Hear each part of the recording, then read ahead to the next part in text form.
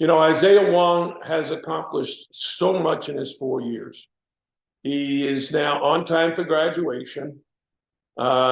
He led us in scoring. He was first team all conference. He was player of the year in the ACC.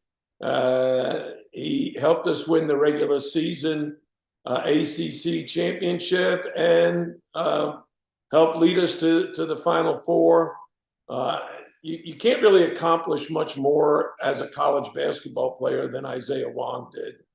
So I'm very, very happy for him. He's on his journey to try to reach his dream, which is playing in the NBA. All right, we'll go into questions now. If you have a question for Coach L, please use the hand raise function and wait to be called on. You'll start off with Adam Lichtenstein from the Sun Sentinel. Adam? Hi, Jim. Just about Isaiah, what do you think his legacy is at Miami? Well, he's certainly one of the greatest basketball players of all time in the University of Miami history. I think, if you ask me, it's about his tremendous, consistent work ethic. I mean, I think he set a standard for everybody to emulate. He's just a really hard-working guy. He's never had a bad attitude day or a bad work ethic day.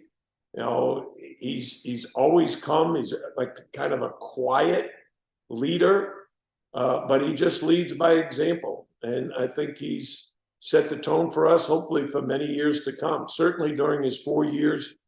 And in particular, these last two where, we get to the Elite Eight and then the Final Four. And, he's a huge part of both of those runs. Go to Barry Jackson from the Miami Herald. Barry?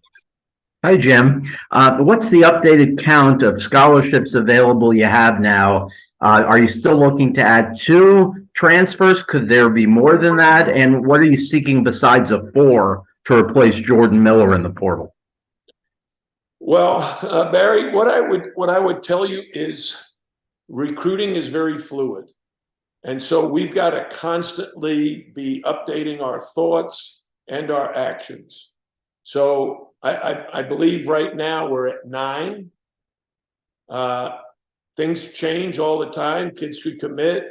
So we'll be reevaluating that. I'm guessing every day to every week for the next month or so.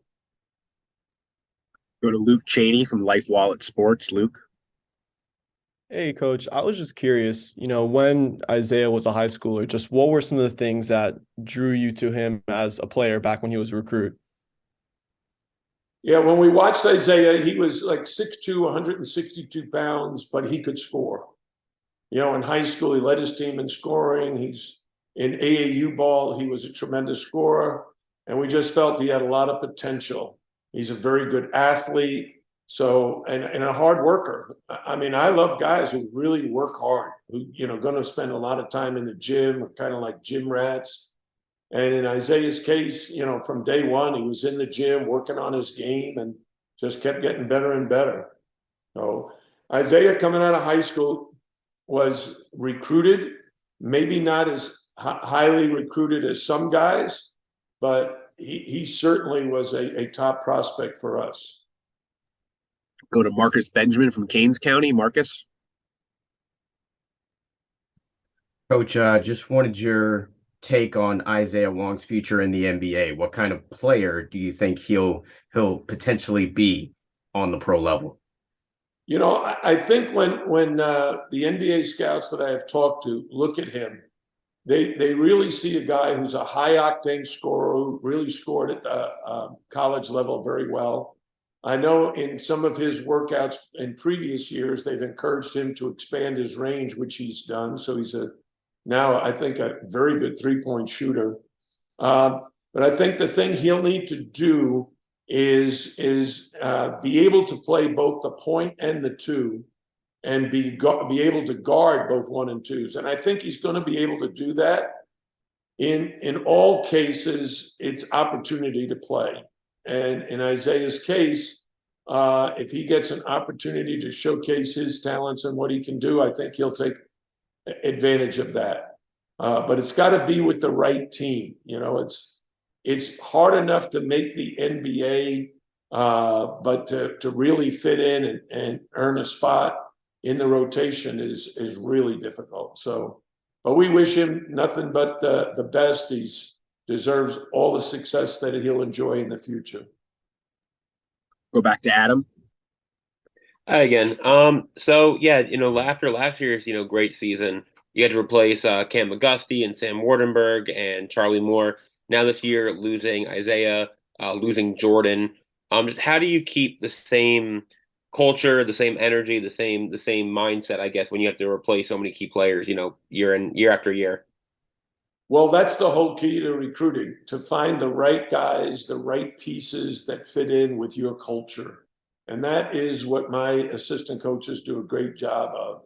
They know what I like, what I'm looking for. They've been able to identify guys that maybe somebody else said, I'm not going to be that good. I'll give you the two examples you gave. Charlie Moore, I mean, he had been at California, Kansas, DePaul. People were worried about, is he bringing too much baggage? Well, Charlie Moore was a great fit. Coach Courtney recruited him and told me, you'll love coaching Charlie and Charlie will love playing for you, and that was true. Jordan Miller the same way. I mean, mid-major, Atlantic 10 player, an all-conference caliber player, but jumping up to the ACC and then having to play with other really good players, and trying to figure out his role. And during the course of his career, not only did he be able to contribute, but he just kept expanding his role. He just kept doing more and more really, really well. That's why throughout the season, I call him the most underrated player in the country, because he was so good at everything. I don't think anybody knew that this guy was going to score the way he did, rebound the way he did, defend the way he did, assist the way he did, and help us, look at the Texas game. Scores 27 points and leads us to the Final Four. I mean, those two guys fit in beautifully. So we're constantly looking, we brought in Nigel to replace Charlie. We brought in Norshad to replace Sam Wardenberg, and look how beautifully they both fit in. So my coaching staff has done a great job, and I'm telling them they got to do the same thing this year. Go back to Luke. Yeah, coach. So similar to Adam's question, just, with Isaiah departing, there's obviously a vacancy in that starting lineup. Just who are some of the players that you expect to, fill that role that are still on the team right now? Yeah, so I think we've got a very good backcourt. We normally play a three-guard offense. So we have Nigel, we have Bensley, we have Wooga.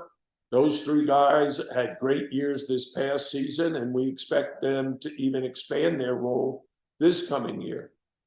We will have to, add a guy to that group, because we want to have not only a great starting lineup, but a good rotation.